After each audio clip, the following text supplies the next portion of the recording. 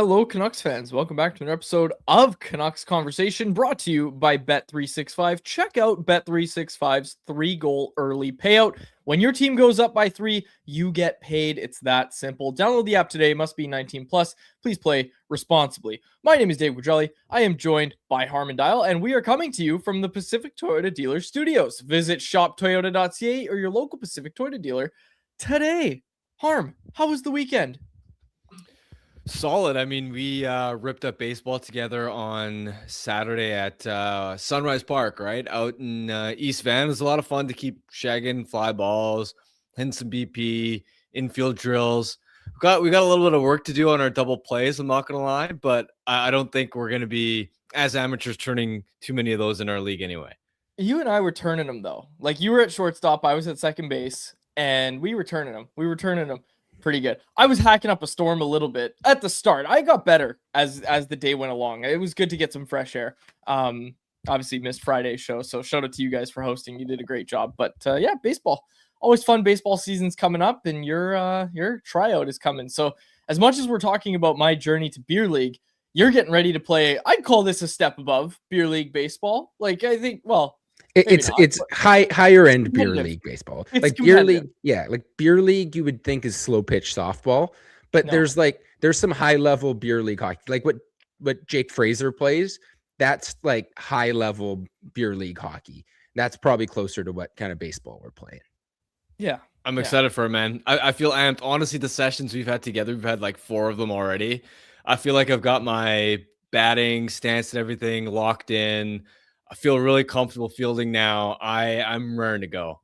Well, we should have been documenting it because it's been really interesting watching you learn to play, because obviously you have the background in cricket, which has been helping you a lot. But you were mentioning some differences when we were talking about the batting stance on the weekend. I was trying to teach you the toe tap of, like, you got to rock your weight back and then tap your toe and then go forward instead of having like a big leg kick. So it's been interesting. And it's been good to watch. You're a natural. We've been saying that for a while. So you're going to do just fine. You know who's not doing just fine, Harm?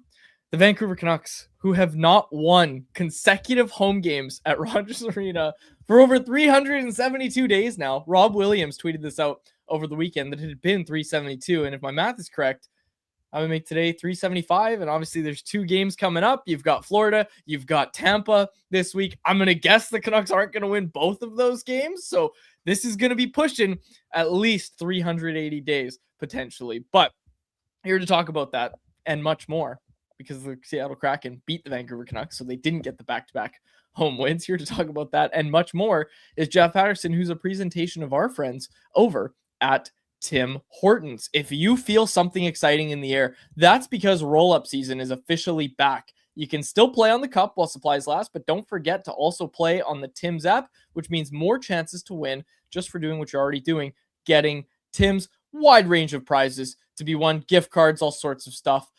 Roll-up season's only around till, get this, March 22nd. Today's the 16th, folks. So don't wait. Make sure you get out there. Don't forget to play. It's always a lot of fun. For more info, check out timhortons.ca/rollup. Roll up to win only at Tim's. All right, let's bring him in.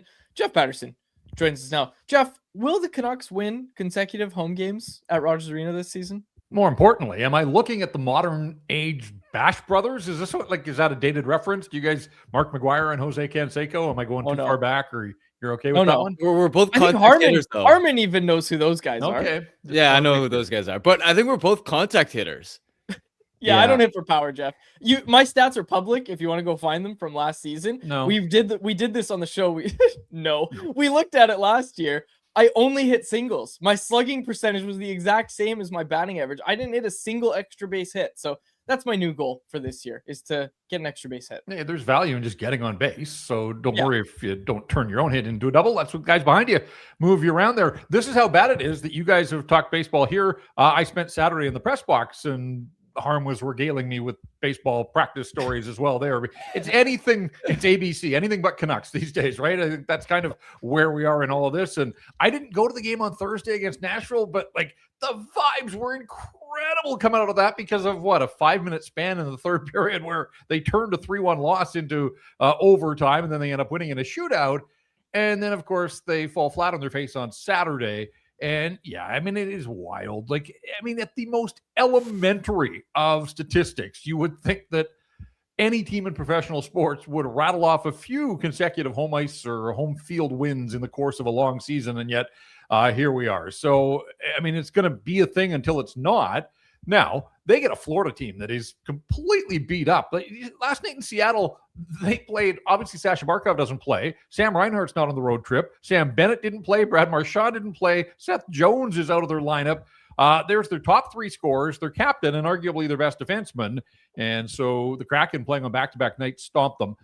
They're supposed to get a few of those guys back tomorrow night, but still, this is not the two-time. I mean, yes, they are the two-time defending Cup champs, but it feels like 3 straight trips to the Cup have caught up to the Florida Panthers. So this is not the powerhouse team that we've seen for the last couple of years. So I think there is an opportunity for the Vancouver Canucks. And Adam Foote with the unique decision today to name a starting goaltender. He hasn't done that all season, the day before a game, but no surprise they're going back to Kevin Lankinen because, as we all saw, Nikita Tolopilo not good enough against the Kraken. And that second goal, the one with 10 seconds left in the first period, the Bobby McMahon, I mean, that's as bad a goal as he's given up in his brief National Hockey League tenure. And for the Canucks, thought maybe they'd get out of the first period in a 1-1 tie, and then woof, that one. This team just can't absorb those sorts of body blows, and we've seen that on a lot of nights. So Tolopilo will sit, and they're going to give Kevin Lankinen another opportunity to tend the net tomorrow night. One of the storylines that I'm tracking down the stretch is Jake DeBrusk. The last couple of games, he's been on the fourth line. Now, partway through the Kraken game, he did flip with Max Sasson and ended up taking some shifts on the third line. But it was interesting to me in that Nashville game, yeah, he gets a shootout winner, but season low of ice time in and around the 11-minute mark. And I know he's been underwhelming this year, but I'm trying to put myself in Jake DeBrusk's shoes. And I'm thinking to myself, I'm far from the only winger that has underperformed, and yet I've been the only notable vet that's been healthy scratched up front. Evander Kane hasn't been put in that position. Brock Besser, during his stretch of 1 goal in only 28 games, wasn't healthy scratched. I don't think either one of those guys spent extended time on the fourth line. And now in that Nashville game and halfway through that Seattle game, he was on a line with Curtis Douglas and Aatu Räty. I'd be thinking as if I'm kind of getting the short end of the stick here. What do you make of the DeBrusk situation, and how are you going to be tracking that down the stretch? Yeah, I think that's a pretty accurate read, Harm. And we all know, like, Jake DeBrusk, great guy to deal with, generally comes to work with a big smile on his face, but he's a pro. And this guy led the team in goals last year with 28. And then the other night he finds himself, as you said, on the line with Aatu Räty, who, and this is sort of underreported, I think, in this market. Like, there was a push for Aatu Räty to be the third line center coming out of training camp. Feels like a lifetime ago now. Aatu Räty has 1 point in the last 24 games that he's played. Like, he's a center. There's some alarm bells starting to sound there. And Curtis Douglas, obviously new to this team and market, but we understand the role that he plays. Yeah, like, that's got to be tough for Jake DeBrusk. And so I think outwardly he took it in stride. But I was glad to see him getting promoted at practice today, and I think that's the way they'll line up to start the game against the Florida Panthers. But you're right. Like, in a season where outside of Philip Hronek and maybe Drew O'Connor, it's hard to point to anybody on this roster that's been anywhere close to good enough. And I do feel like Jake has been singled out for whatever reason. And I don't get it. I mean, I'm not behind closed doors. I see practices. I see games. I'm not sure that his effort looks or feels any different than a lot of guys who woefully underperformed. And so, yeah, I mean, it is sort of hard to square that one away. Again, he got through the trade deadline. But, we'll see what the summer brings. Like, if he takes stock of this season and thinks, like, is this my lot in life, that on a bad team, I'm going to be the guy that gets slotted up and down the lineup and ultimately taken out the one night in Seattle there right after Christmas.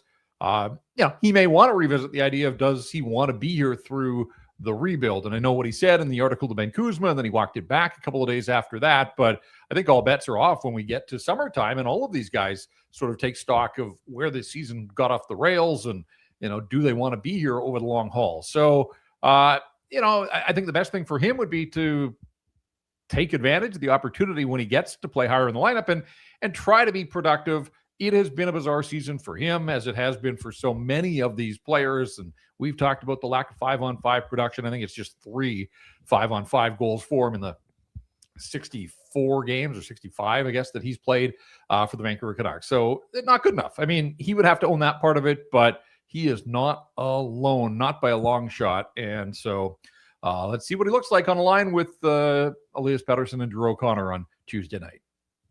Jeff, you obviously pay very close attention to the games as the host of Rinkwide Vancouver.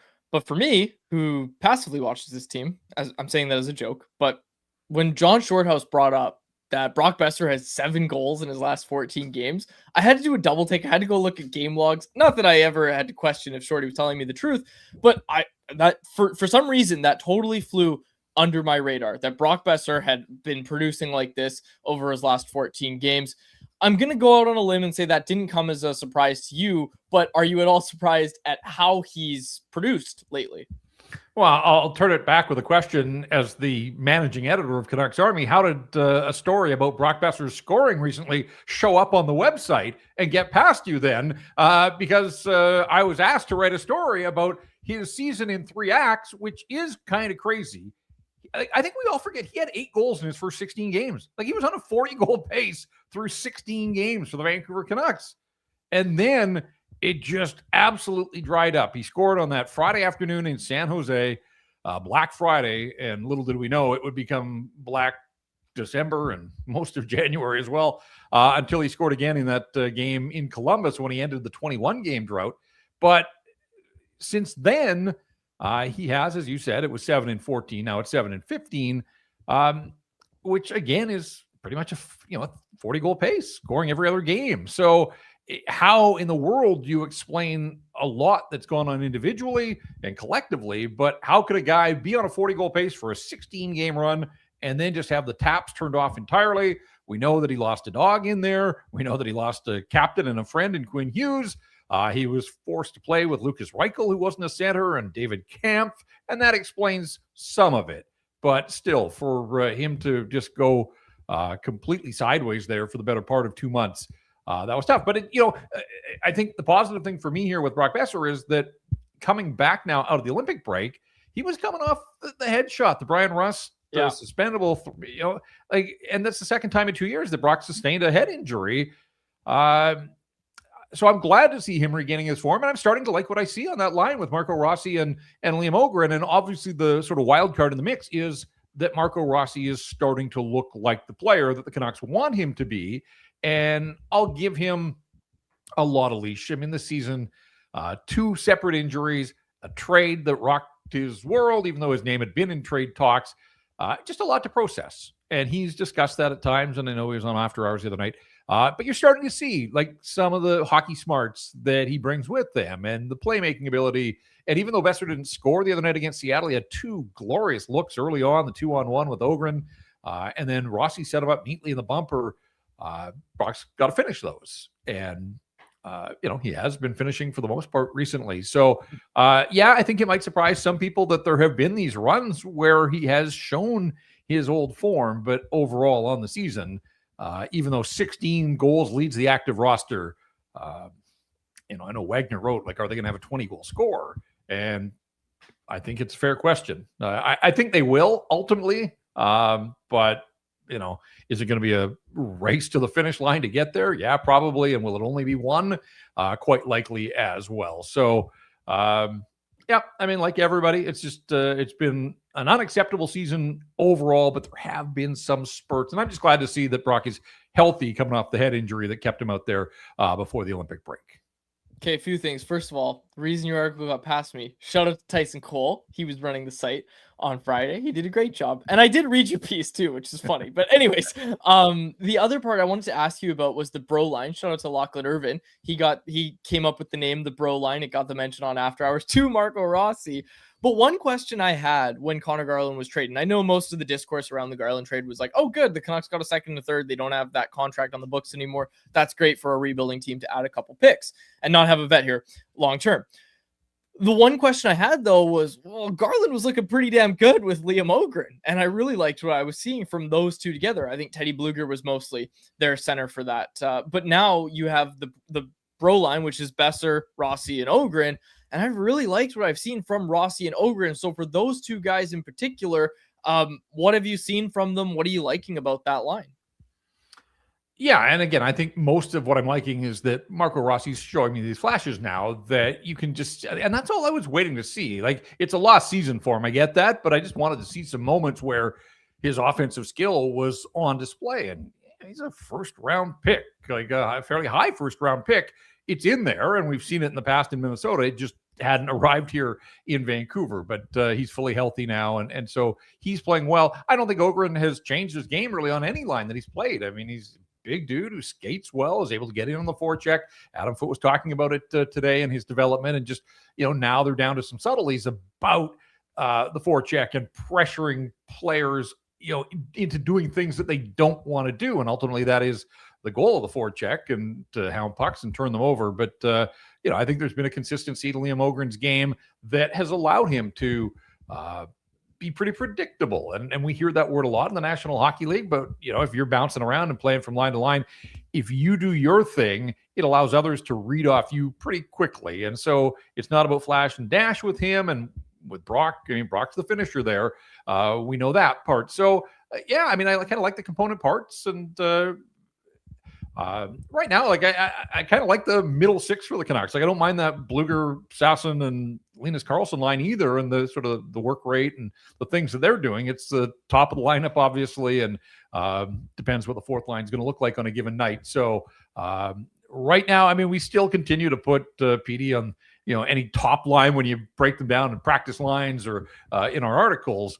But a guy that's gone 20 games without scoring a goal, hard to truly consider him, the best center that this hockey club has. So maybe Marco Rossi is moving past him. Maybe that'll be my project this week, is to put Marco Rossi and his line mates above EP40 on any sort of practice lines that I tweet out. Is there a silver lining watching these last few Canucks games, or really since the Olympic break, outside of that bro line? I'm not buying into this notion that things are different over the last 7 to 10 days. Like, when Adam Foote said that, again, it was the euphoria of the comeback win over a Nashville team that was way too passive in the third period. But the game before that, they got shut out on home ice. Now, did they keep it close against Ottawa? Yeah, but still, it was the 5th shutout loss of the season for the Vancouver Canucks. Like, it's hard to get too fired up about that and trying to tell me that, the organization has turned a page since the trade deadline. First period the other night against Seattle, I thought they were okay, but you can't get away playing 20 minutes of hockey in the National Hockey League, even against middling teams. And that's part of it as well, is that really, like, since the trade deadline, who have they played? All right, Chicago and Winnipeg. Ottawa's on a bit of a heater, so I'll give the Senators that. But then you get, the Predators, the Kraken are playing. They lost 4 in a row when they came in here, but back-to-back weekend, so that gets them back above the playoff bar. But, the Canucks have to be careful because they get Tampa in here on Thursday. They've still got a stretch of their schedule where they're going to see Vegas and Utah and Minnesota and Colorado. There's some heavy hitters that they're going to see. So this idea that they've turned a page and it's a totally different group, I'm not sure the underlying numbers would suggest that. And the idea that they can get away with anything more than 20 minutes of hockey. And how many times have we seen this, guys? The long change in the second period, like, it's the same for both teams. And yet it just seems to blow up on the Canucks so often. And it did the other night with that Jamie Alexiak goal where Willander and Bouillon backed way too far in. And Jamie Alexiak looked like a 50-goal scorer, but you're not going to get that much time and space often. But they welcomed him into the zone. There was no back pressure. And ultimately, nice shot. And he beats Tolopilo cleanly from there. But there was just a lot that the Canucks had to clean up on that play. So I know we come back to this thing about what do you watch? What are you looking for over the final bunch of games? It is, I suppose, deployment of the young players. And I think for the most part, like, I've got issues. I wrote about this in the Canucks, the Monday mailbag. The people that are screaming, like, play the kids. Well, Tom Willander had a career high in ice time, was up over 23 minutes the other night. Like, that's playing the kids. Z Bouillon played close to 23 minutes the other night. Ogren's second line and getting penalty killing duty. They played Tolopilo back-to-back. I've got issues with a lot of what Adam Foote has done with this hockey club this season, but I would say his usage of the young guys, for the most part, outside of Nils Höglander right now, and people screaming to get Höglander in. It looks like he is going to play tomorrow night, but I mean, Nils Höglander's got to earn some of that too, with 1 goal in 25 games that he's played this season. So, again, I want the younger guys to play, and when they're in the lineup, I want them to get opportunities. And I think for the most part, they are right now. So then it's a question of what do they do with them, and who's going to progress, and maybe who's going to spin their wheels a little bit down the stretch here. Jeff, there's questions in the chat just about like what moves. This one from Warwick in the chat who said, "What moves are you looking for in the offseason?" I think that's kind of a what moves are you looking for? I think we've talked about, going out and getting veteran leadership, trading potentially a guy like Jake DeBrusk, visiting the trade market for a couple other veterans in the offseason if it's maybe a little bit different than it was at the trade deadline. We talked about the weak free agent pool as well. But my question is more about, are you I don't want to use the word confident, but there's questions about Patrick Allvin and Jim Rutherford, if they should be the guys to navigate this team through this next stage. Where do you lie on that conversation? Well, it's funny you bring that up, because this was a legitimate discussion yesterday. There weren't many people covering practice, but the few of us that were there, and we spent a lot of time talking about navigating. This is an issue at Rogers Arena, because Rogers Arena, where it's situated, is inside like the locked zone for FIFA when the World Cup takes over. Apparently, like, there are a lot of Canucks staffers that are wondering, how are they going to access the building? Are they going to be able to access the building? Where is the front office actually going to set up for the draft and the free agency and all those types of things? I'm sure they'll find some answers to all this, but I do think that Rogers Arena is going to be a no-go zone for quite a while, just based on where it's situated. Now, can a front office pick up and move somewhere else into a boardroom for a couple of weeks? Sure. Can they work remotely? Yes. They'll get their job done. They're not going to stand there knocking at a fence and miss out entirely on free agency. But, that is a complication of something like the World Cup taking over the city when you're the next door neighbor to BC Place. So, I'm fascinated. I'm getting ahead of myself here, but I am really anticipating sort of that year-end media availability, because we've heard from Patrick Allvin a little bit. The one guy that we haven't heard from is Jim Rutherford, outside of his appearance on 100% Hockey. But he hasn't spoken here lately, and generally when he does, we get some good stuff out of him. So, I am curious to hear from both the president and the general manager just about sort of their expectations. And it's not about pinning them down for a date when this is going to be a playoff team or when the rebuild is going to be finished, but it is more about realistic expectations. Like, do they anticipate more pain next year? Or are they going to somehow try and sell that, no, this thing can be advanced, and with growth from within, that, they're going to make this progress? Because I think most people, when they look at this situation right now, have to recognize that next year could feel a lot like this. 10 points back of anybody else in the National Hockey League.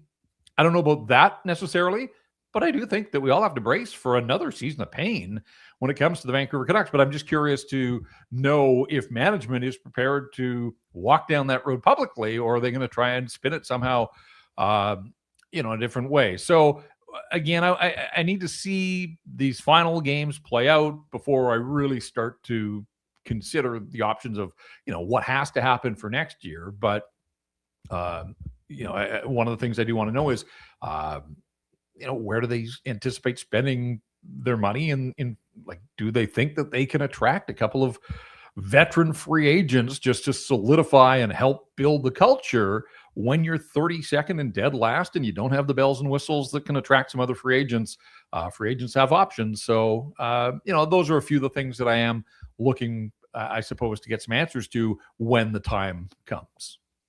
I wonder what the messaging is going to be like. And you just brought it up. I just feel like this market, and you don't have to say, whoa, we're going to suck next year. I think the message is just, we're going to be as good as our young players allow, but we're not going to give up future assets to accelerate that along or try to surround them with stuff that can make us a wild card team. It's okay. We're going to be as good as Zeev Buyam is on power play one or whatever, right? Like you talk about these young players. And I think that's kind of that's the messaging that this organization needs to go with, is just, yeah, we're going to, I maybe I'm getting ahead of myself, but maybe, hey, yeah, we're going to bring in a different coach who we think is going to really do a good job of developing these young players. And I don't mean this as like a slight against Adam Foote. It's just that it's the same kind of conversation that we have about some players where it's like Adam Foote didn't sign up to be a rebuilding coach, right?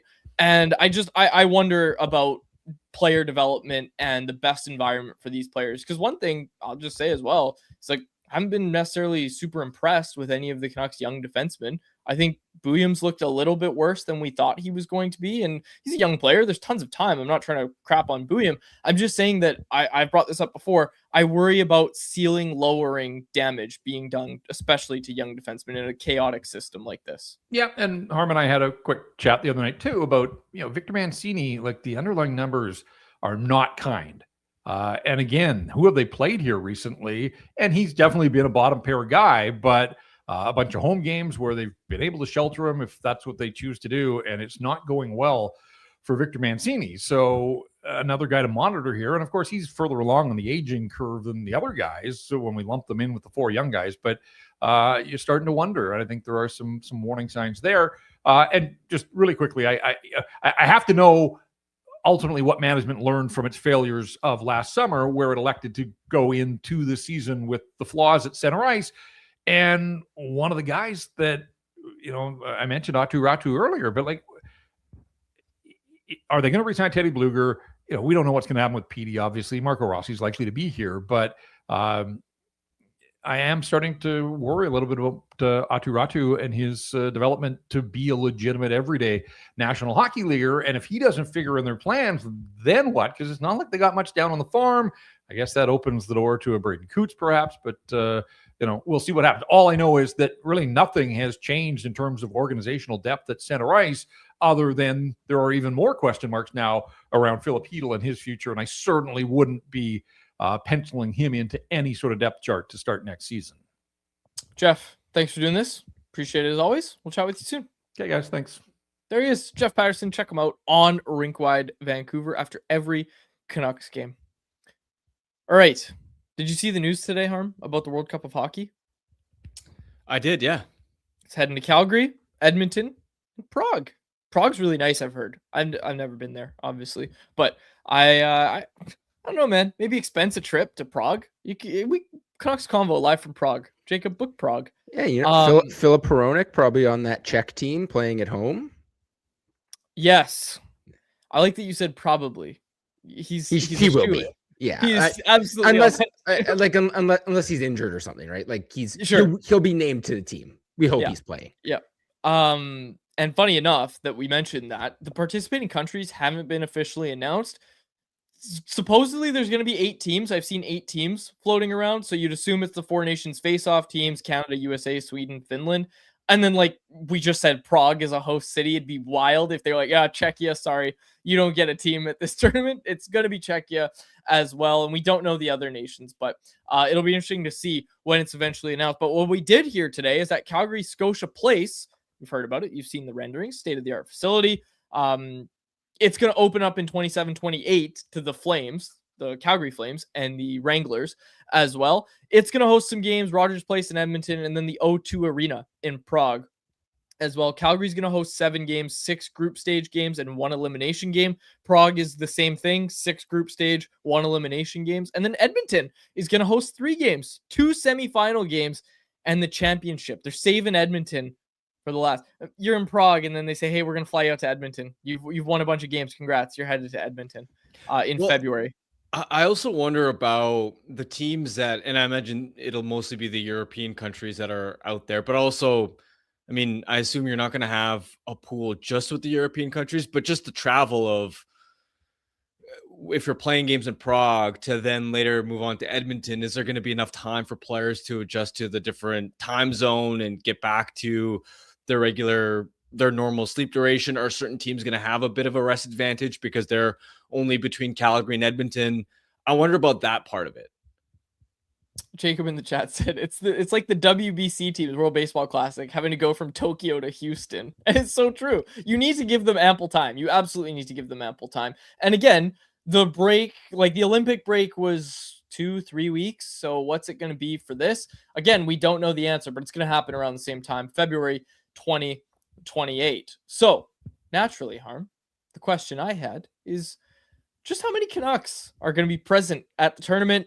It's the subject of our poll question, which is brought to you by our friends at Greta. Great spot for all games, home and away. You can skip the line and not have to pay cover on game nights if you're wearing the home team's gear. And of course, there's also the game day specials at Greta, including $3.33 off select food items, $3.33 for select drinks, and more. With the arcade bar and treat food menu, Greta's a great spot. Make it your spot to watch the next game. 50 West Cordova Street is the address. Let the games begin. All right, Jacob, pull it up. Do you like my photos, Harm? I put photos. I found out you could put photos on Twitter poll questions. So that's what I did. How many Canucks will be present? Oh, it organizes it based on who won. That's interesting. Okay, well, I did 1, 2 to 3, 4 to 5, and then 6 plus. For 1, I put the picture of Philip Hronek because he's the obvious shoe-in, right? That came in last at 10.9%. 44.8% of voters said 2 to 3. There's a photo of Elias Pettersson in there. And then 29.4% said 4 to 5. There's a photo of Tom Verlander in that. And then finally, coming in third, I know this is very confusing how I'm reading this, but coming in third is 6 plus Canucks representatives at 14.9%. And the photo there, Gavin McKenna as your 6th representative. So I don't think it's going to be 6, but I think people just like to tap on the picture of Gavin McKenna because why wouldn't you? I had a little bit of fun with this, but the answer is probably 2 to 3. Like you would think Elias Pettersson's going to be there. Like Mika Zibanejad's going to be turning 35 in 2028. I know Pettersson's ice time was down at Four Nations and at the Olympics as well, but he's still probably going to be on that team. Like, I don't think we need to overthink it. I think you're going to see Hronek. You're going to see Paterson at the very least. And I know we did a Family Feud question of which player that hasn't already been on an Olympic team is going to be there. And Tom Verlander led that Family Feud survey. So could he be a guy that maybe is that Sweden thinks about bringing again? And we don't know what Tom Verlander is going to become. He's just a young prospect at this point, but in 2 years time, where's Tom Verlander's game at? Is he a guy that maybe Sweden's thinking about taking? I probably sit around 2 to 3, but I think about that 4 to 5 range. You tell me about Gavin McKenna. I think about it. I think about it a lot. Yeah, I think with Paterson and Hronek, the more interesting question is whether they're actually going to be on this roster in 2028. Good point. Good point. Right? Like, what if Paterson gets traded this offseason? And I know that this management group isn't listening to Hronek, listening on Hronek offers right now, but I want to double check when his NMC becomes the partial no trade. Okay, so unlikely, I think, that he's moved before that World Cup of Hockey because it's the summer of 2028 when it shifts to the 15-team no trade list as per Puckpedia. So with that in mind, I think he's probably still on the Canucks. So I think you got one there that you're feeling pretty confident about.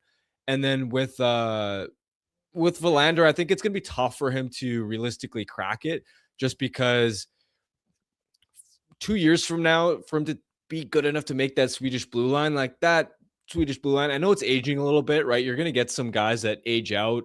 Hedman's not going to be there. I don't think Hedman's going to be there. I don't think Rasmus Andersson is likely to still be there. I think he was already a fringe on that fringe player on that roster. And I think with a couple more years, there's a chance he could fall off. I don't think Oliel is going to be on that roster. I think Brodin was injured, right? He didn't end up going to the Olympics. Yes. Right. So, okay, he doesn't factor in. But even with that in mind, I still expect Dahlin to be there. I still expect Forsling to be there. Edvinson's going to be a shoe-in. And Brodin probably will be there as well. He'll only be 34. Yeah, and so with all that in mind, I think it's just a lot to expect Verlander in 2 years to be good enough to crack that Swedish blue line, especially I think it's tougher for young players because even if they have a breakout year, right? Like let's say Verlander starts to really take that next step in 27, 28.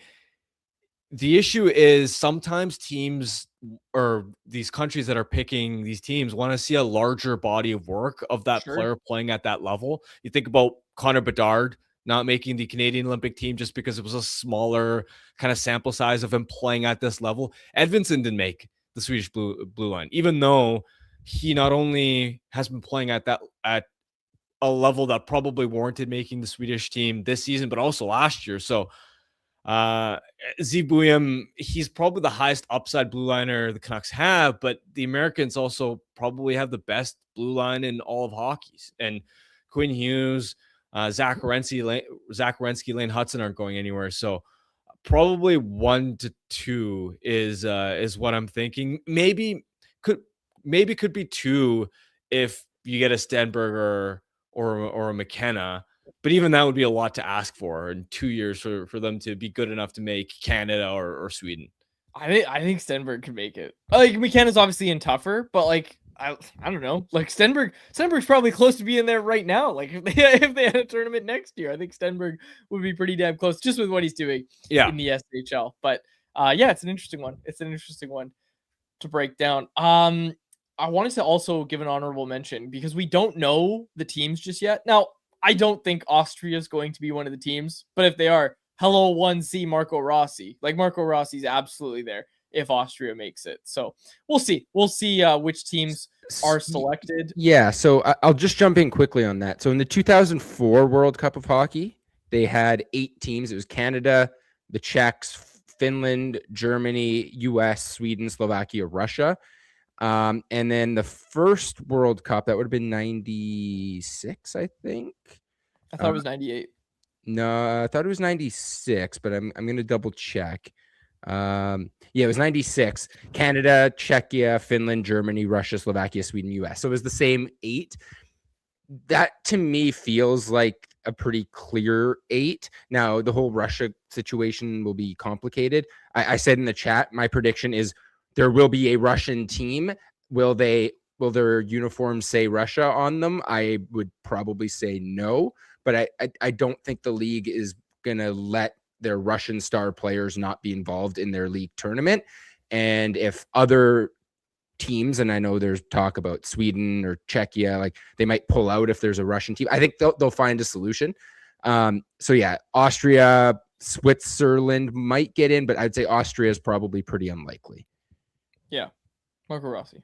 Shout out Marco Rossi. No gimmick teams this year, right? I read that somewhere that there's correct. No it's North America. Only national teams. I you know what? Shoot your daggers at me. I don't care. I like the gimmick teams. Team North America was sick. It was awesome, but I think I liked it as a one-off. Yeah. Why did they do it? What was Jacob? Do you remember what the reason was? It was 2016. Yeah. There was Team North America. There was Team Europe. The Russia stuff. Russia was there. Yeah. Well, yeah. What was the reason for this? They just, I think they wanted to keep the tournament smaller, if I remember correctly. I guess not really, because they had 8 teams. I think they figured it would be a more competitive tournament if you grouped all the European teams together. And that European team was good. They went to the final against Canada. But it was so that's the thing. It was like rest of Europe because Sweden still had a team. Sweden, Finland, Czechia, Russia all had teams. Yeah. So they built a team of like Slovakia, Germany, Switzerland, France, all of them together. And I think, and then the North American under 23. Again, it was just to get more NHL players in the tournament, because if you're running an NHL event, you want all of your stars there. Like they knew they had future superstars in, Connor McDavid and Austin Matthews. So they wanted to get them on that North American team. And they had really good players on those European countries that like you couldn't, like Matt Zuccarello was really good at the time. Like he wouldn't have been in the tournament because you weren't going to put Norway in the World Cup. So they wanted to make sure they got more of their stars. So I would say that's probably why you'll see a Russian team in this one, just because like, how are you going to leave a guy like Kaprizov out, or, like with an NHL tournament? Yeah, with an NHL tournament that the IIHF has no connection to whatsoever. Okay, we got a super chat here. And I want to get to something in a second, but we got a super chat here. It's from SG552, who had a funny comment that I responded to. It's a $2.79 super chat. It's a donation to the BC Mental Health Foundation. We appreciate it a lot. He said, "Quads, can you please do a travel vlog? I need to see silly Italian Canadian white boy reactions to stuff. Thanks." And then I replied and said, "You're basically just describing this show.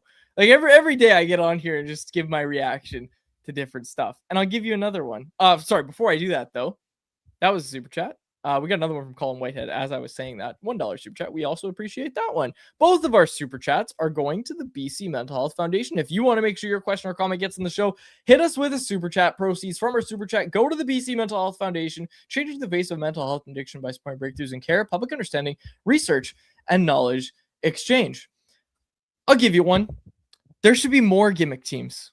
Give me more gimmick teams. No. Listen where I'm going with this, okay? Give me an all 6'4" and over team. Like just the big boys. I want the big boys on one team, right? Tyler Myers is on that team. Colton Parayko on that team. Just give me all the big boys all on one team and just let's see what happens. Curtis Douglas on that team. Are you also then going to have a corresponding small Kings team?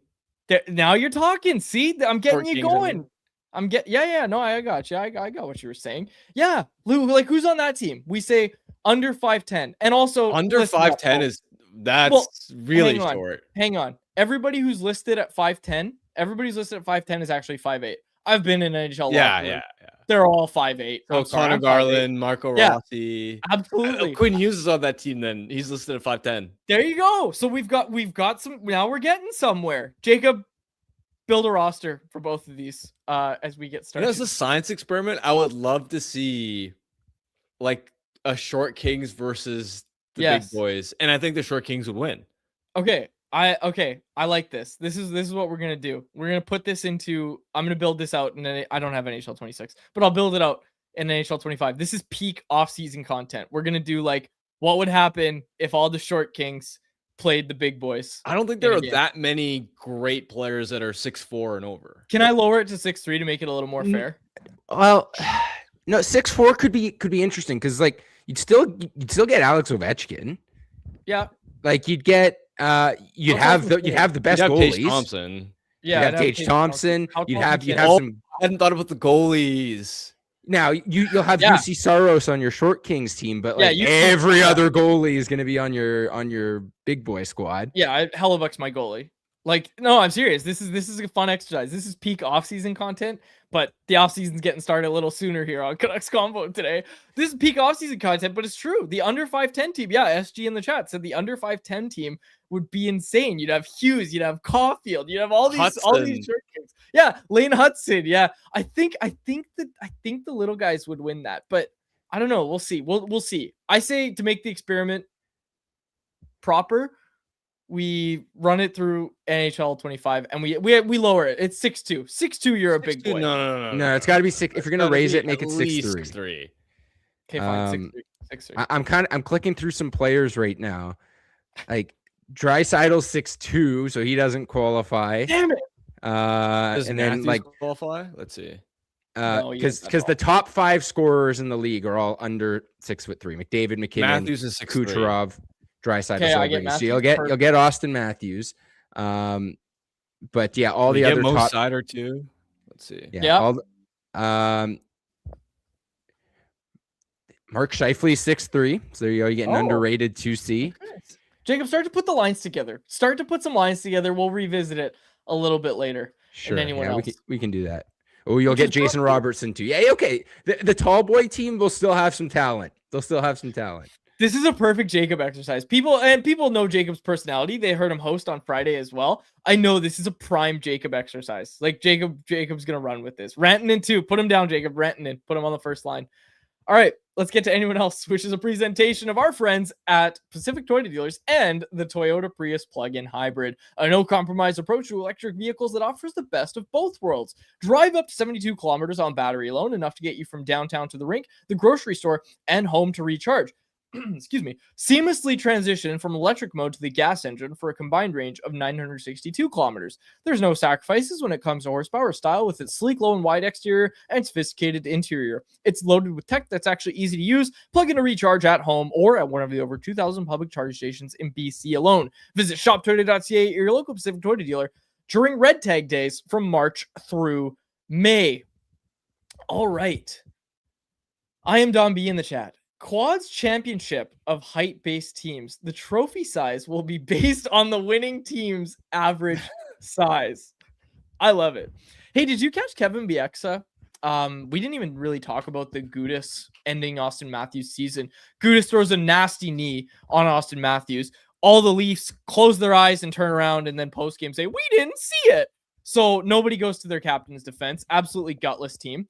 Did you see Kevin Bieksa talking about that on Hockey Night in Canada? Because I thought that was really interesting. He talked about how the average size and the average weight of the Maple Leafs is pretty league average. Like, it's not like they're a super undersized, super skilled team or anything like that.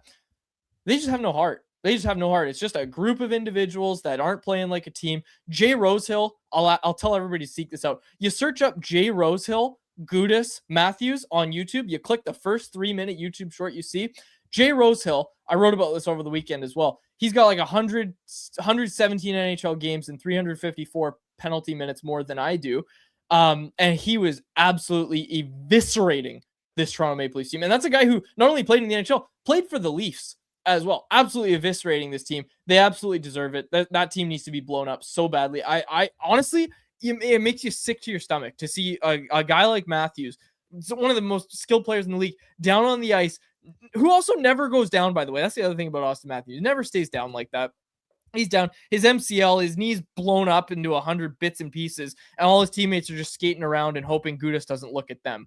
It's disgusting. I hate that. No culture. You got to avoid that at all costs. We had Max Lapierre on the show last week. Really good interview as well. But man, like, just what are we doing? And I really like that Kevin Bieksa held back. Didn't hold back at all in talking about it. It's also a joke that he only got 5 games. Unreal. Right? Like, unreal. To see a guy like Gudis, who, he's carved out a really respectable career as a defensive defenseman, but with all due respect, nobody's buying tickets to see Radko Gudis play. And I understand that his game is playing on the edge, but to just blatantly throw your knee out, hang it on one of the star players. Because you got beat. Like, that's what had happened. He got beat. Matthews made a nice, skilled move and put himself in a good position to score, and Gudis hung his leg. Like, because he got beat. That's garbage. I'm also still salty that and I know that hit wasn't technically dirty, but at the Olympics, him taking Crosby out. Yeah. Like, I don't like him. All my I'm homies gonna be completely honest. He's one of those players that, like, do you remember? And I actually thought this was kind of hilarious too. The history with the Leafs when he was on the Panthers. There was a game winner that was scored in OT, and then do you remember Radko Gudis just like skating right into the crease of whoever the Leafs goalie was at the time, and basically just like taunting him? It's just like, I don't know, man.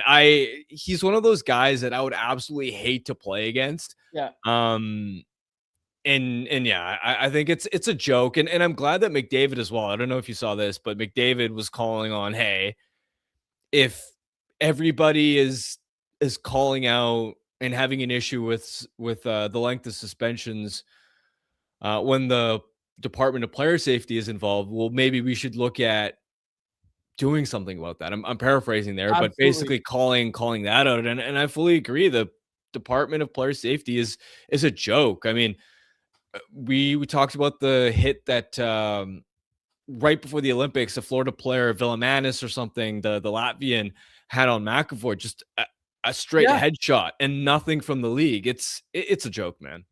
Yeah, and I mean, here's the thing, Harm. You mentioned the 5 games for Gudis. Matthew's season is done, and I think that's getting less play.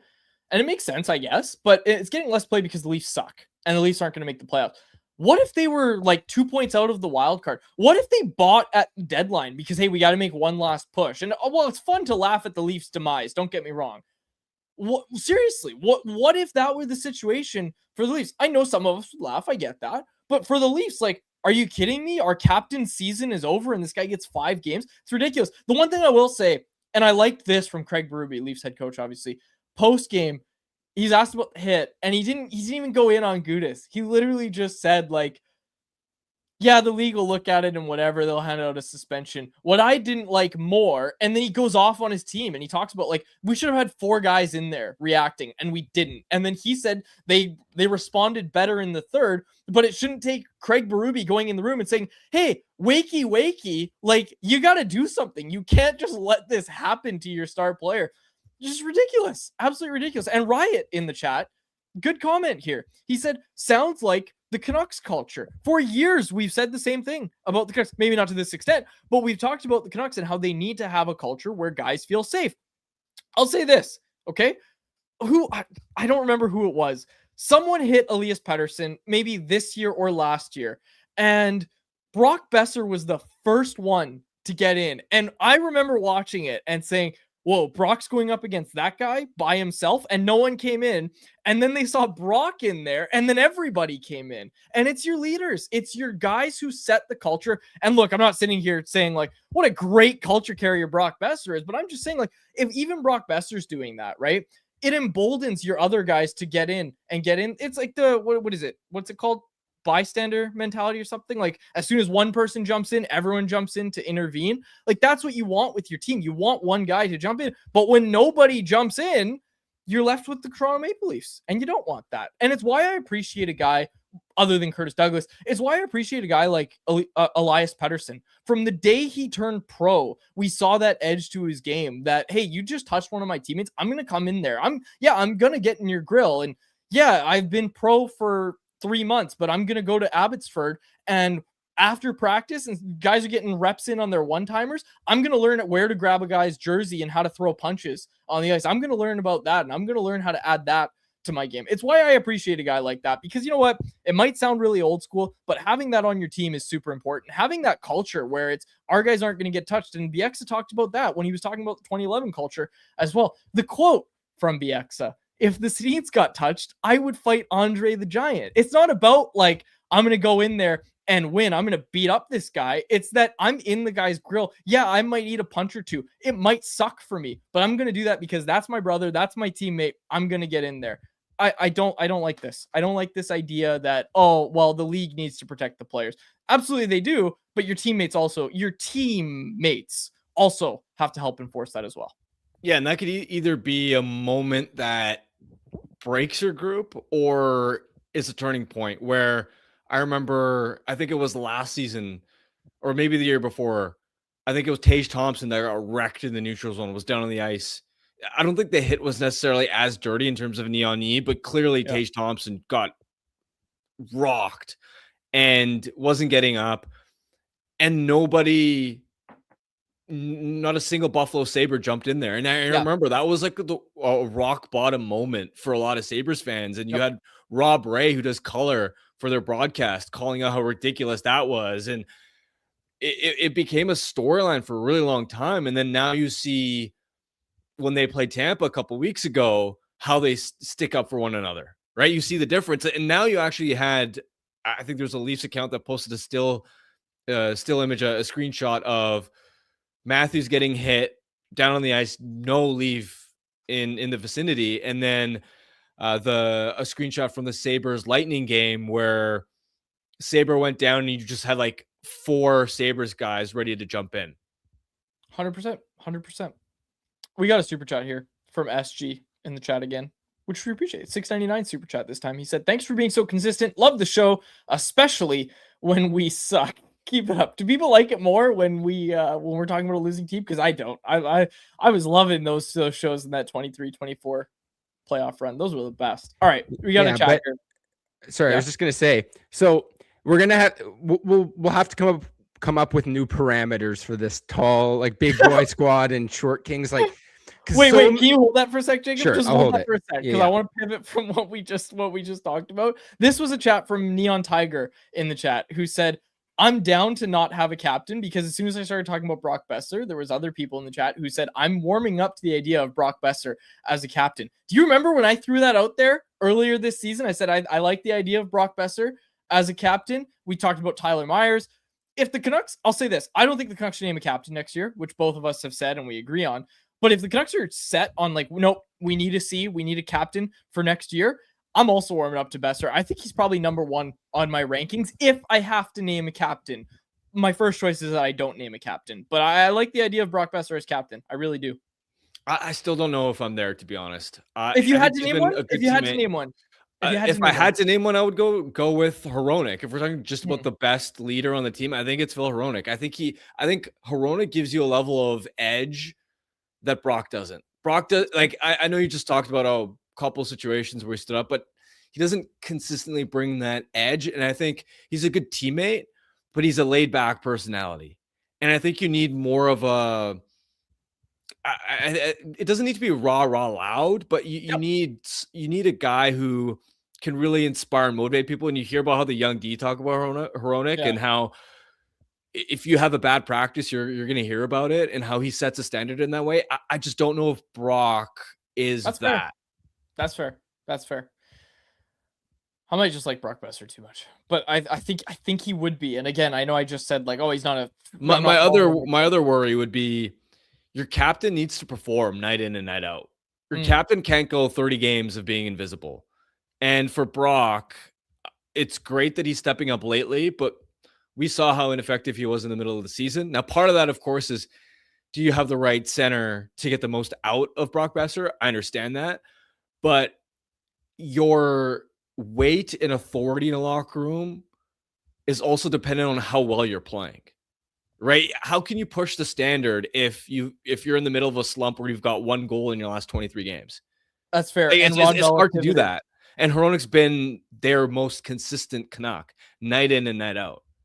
Rod Vella pivoted off of what you're saying and said, I like Besser as a captain, but if he's not scoring, he doesn't play physical. So it will seem like he's not contributing at all. Again, I wouldn't name a captain. I just like Brock Besser. I think Brock Besser. I like him a lot, but I'm going to be honest. I don't have a lot of a time for the Brock Besser for captain argument. That's fair. Because That's of the two concerns I mentioned. Don't select a captain. Don't select a captain until you're 100% sure about who it should be. And I'm not 100% sure. I'm not. All right. I had a few other things. Jacob, did you want to chime in? We're going to have to come up. I think we need a third team. We need the big boy. I think we need the big boy squad. So that's 6'3" or taller. Mm-hmm. You need like a middle of the road. Like you need a 6 foot to 6'2" team, because that's where most of the players kind of fall anyways. Because I don't feel right. Team would win. The team has like the top scorers in the league. Yeah, but right now, like, because otherwise, like, I guess if the point is we're making teams specifically for the World Cup, where again most of that team that would be 6 foot to 6'2" would be on Team Canada or Team US or whatever, then I think we can make it work. But it has to be like under 6 feet and over 6'3". Those are the only options, because so many guys fall into the 6 foot to 6'2" range. But I do have, this is your 6'3" and taller squad. I've got, I guess I didn't finish. I got 5 forwards, 4D, and 2 goalies for you. All right. Okay. So you got Jason Robertson, Austin Matthews, Mikko Rantanen, Mark Scheifele, Tage Thompson. What a lineup. On the back end, you've got Evan Bouchard, Rasmus Dahlin, Mo Seider, and Jacob Slavin. And in net, this is where you shine. You've got Hellebuck and Vasilevsky. Now for your under 5 foot team, or under 6 foot team, under 5 foot team. Yeah. Oops. So again, like you don't get McDavid, you don't get McKinnon, you don't get Draisaitl. I believe David Pasternak is listed at 5'11". I don't think is he? He seems big, no? Okay, he's listed at 6 feet. Yeah. Now on the back end, Bedard, though. Yeah, you'll have Bedard. On the back end, you're gonna have Hughes and Hudson as a top pair. Yep. That's pretty good. In net, you're gonna get Saros. I'm looking to see. I think there's a few 6 foot tall goalies, but it's very hard to find anyone listed in the 5s other than UC Saros. So there's the early returns. But I think if you wanted to make a full tournament quads, then it's Short Kings, it's the big boys, and then you do just a 6 foot team, just a 6'1", and just a 6'2". That could be interesting. I think you got to refine where, okay, Mark Scheifele's 6'3", but he's not that large. Like he's not a big boy. No, right. I think you got to add a minimum guy weight on too. the. He's 7 pounds. Yeah, no, I think you got to be 6'3" and at least 215. Otherwise, Elias Pettersson would almost qualify. He's tall. Yeah, but he's also under 180 pounds. I think you got to add a minimum like 215 pounds. Okay, I'll come back to the show tomorrow with tomorrow. I feel like in the chat today after the show we should agree on some parameters, set up the teams, and then run a sim. Some people saying 6'4" is big boys, not 6'3". The problem is if you go up to 6'4", now you're really limiting what you've got for forwards. Because again, like Matthews is 6'3", Robertson 6'3", Scheifele 6'3". 6'3" is fine, but you got to be at least 215 in my opinion. Okay. No, the point is, I'm creating the team. I'm the GM. I'm picking the big boy Name team. one person that's ever called Mark Scheifele a big boy. David Quadrelli today. Come on. Mikko Rantanen's a big boy. He's 6'4", 228. That's a big boy. Yeah, I don't know. This opposing GM over here of Team Little Guys is coming in and being like, oh no, they have to be at least 215. What do we know? I'm picking the team. I say if you're 6'3" or over, you're not cut. You're coming to my team. Like, we're not doing physicals for these guys and saying, oh, sorry, Mark, you're out of here. Go hang out with the little guys. I will say, Quads, like, Harm does have a point. If we're gonna call it like the big boys and the short kings, the tall boys, then like there needs to be. It's not necessarily about building an all-star team. It's about it's about like the. What's the word I'm looking for? You know, where like the spirit of the rule. That way. I'm taking the Sid. spirit of I'm the taking rule. Sid. I'm taking Sid. Then he's listed at 5'11". He's listed at 5'11". Now, if you wanted to include the weight criteria, he would hit because he's 200. He would not qualify.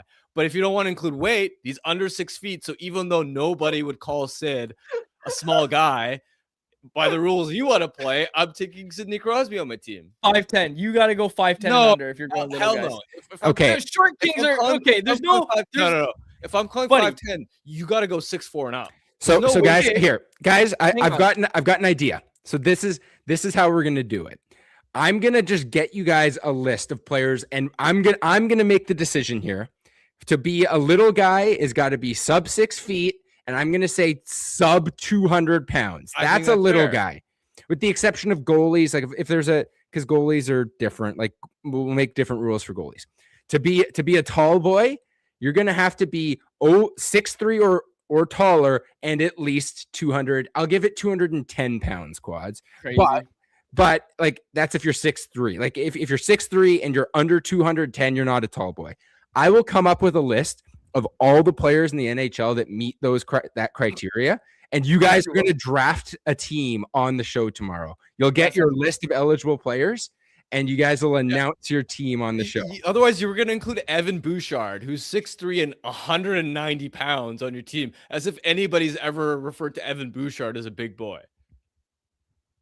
I'm going to go weigh Evan Bouchard. He's going to be walking through after the game. I'm going to be behind in the bowels of Rogers Arena. I'm going to slip a scale under his feet while he's walking, and I'll do my own research. Where'd it go? It was a really funny comment. I wanted to read it. Where'd it go? Oh, when we were arguing about the height, this was I am Don B. He goes, everyone's a big boy from Quad's 4-foot perspective. Oh, Quentin Byfield. Put Quentin Byfield down on my list, Jacob. I want him too. And also, I'll tell you what, as someone who's actually 5'8", 5'9", 5'10" on a good day, no one's ever said 5'11" is a short king. That's ridiculous. You're by NHL standards, you know how many 5'11" and below defensemen there are in the NHL? There's less than 30 in the entire league. I'm talking real life, okay? We're talking about no. We're talking about hockey right now. No. Now we're talking about the NHL. No, of course we're talking about the NHL. No, we're talking about a team of short kings, right? You're allowed to put 5'6" Connor Garland on your team if you want to.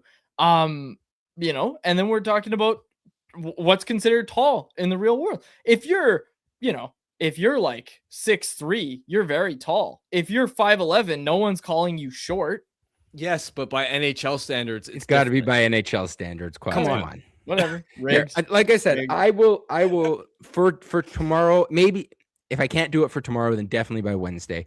I will have a player pool available for each of you, and you guys can select your teams on the show with who you want that fit your short kings and your tall boy squads. It's going to be funny because my back end, other than Jared Spurgeon, thank God Jared Spurgeon's a shutdown D, because my D, all they're going to do is create offense. Like I'm going to have Hughes, Hudson, Darren Radish. I'm going to have all these guys that put up a ton of offense.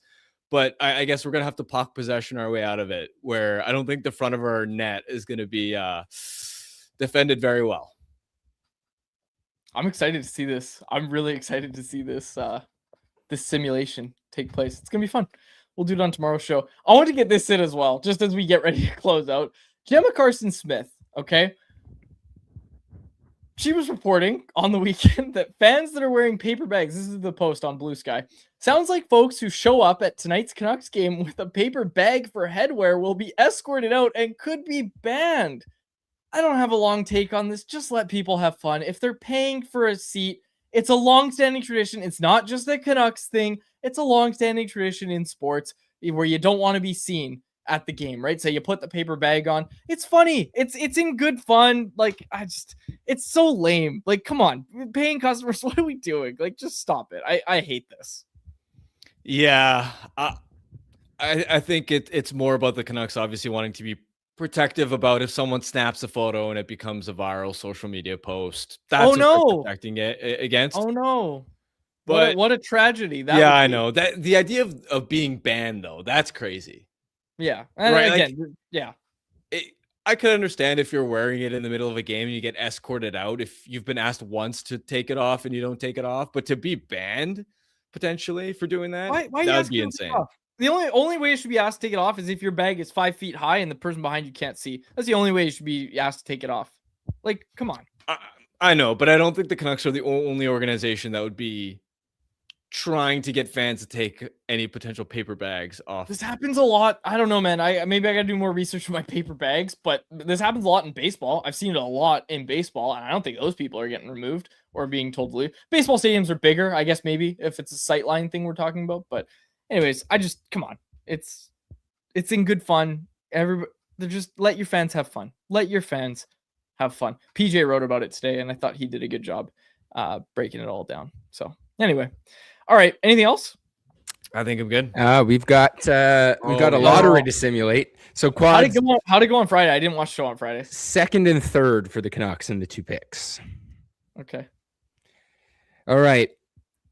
Entering week 4 of our lottery sims. Here we go. Another third pick with 2 teams moving up. Chicago 1, Nashville 2. Well, that was all fun as always, Jacob. Thanks for bringing that to the table. If you give me a second here, I can now show you guys. I've got our data into some charts here. On the left, this is the odds, right? So green is first overall, blue is second overall, gray is third. This is what the probability says should happen.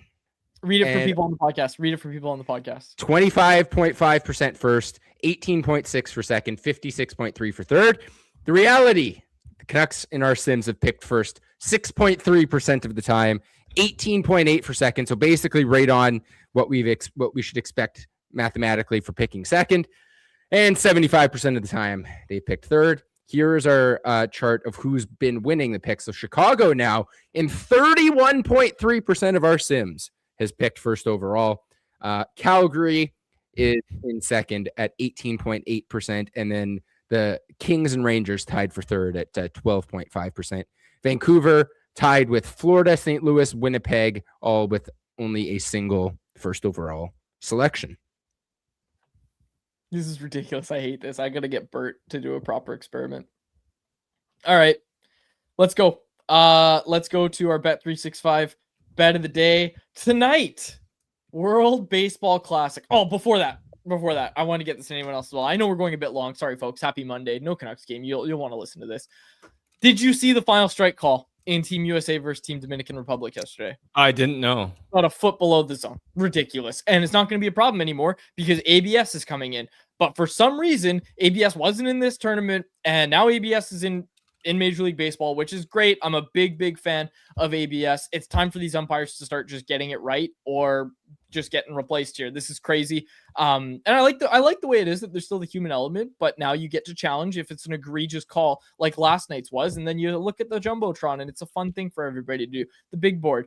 And you see that the ball was like a foot below the zone. Absolutely ridiculous. Absolutely awful. hate to see one of the best baseball games I've ever watched between USA and Dominican Republic. So much passion, especially on that Dominican side. So much passion in that game. Such a great baseball game. To see it end like that, heartbreaking, disservice to the fans. Hate it. And yeah, they'll definitely have ABS in the next WBC. That's for sure. All right. Before that, because now Team USA has punched their ticket to the final, they're going to find out today who's meeting them in the final. Venezuela and Italy are playing in the WBC semifinal today. The Italians are rolling. All right. They got the espresso machine in the dugout, led by Vinny Pasquantino, who's come alive and lately. You got Jack Calianone as well. None of the announcers can say his name, by the way. Am I Nonno's watching Team Italy play baseball? Jacob, I'm sure you agree with me and you can see this as well. Yeah. All the announcers have just agreed that we're not going to pronounce Jack Calianone's name right anymore. We're just going to pretend like there's no second N in his name. It's Calia, so G-L-I, which is actually pronounced G in Italian, but anyways, it's Calianone because there's an N-O-N-E, and they just say Calione. They just skip one of the N's. Drives me nuts. And I've heard it Caglione as well. Yeah, the old Caglione. Oh, no, it's Calianone. That's all you gotta say. Calianone, not hard. The thing is, a lot of the players though, and especially with Jack with his name, they kind of just understand that no one can pronounce it properly, so they anglicize it anyways. Like that's not like but even then, like Pasquantino is already kind of anglicized from how you would really. We're not skipping a letter. We're not skipping a whole syllable. No, that's true. That's true. I'm with you on that. But yeah, that's you see it a lot with the Italian American guys. They just anglicize their names. They don't really care as much as they it's not hard. It's not hard. It's not hard. We're talking about an extra N-O. You can figure that out. Anyway. All right.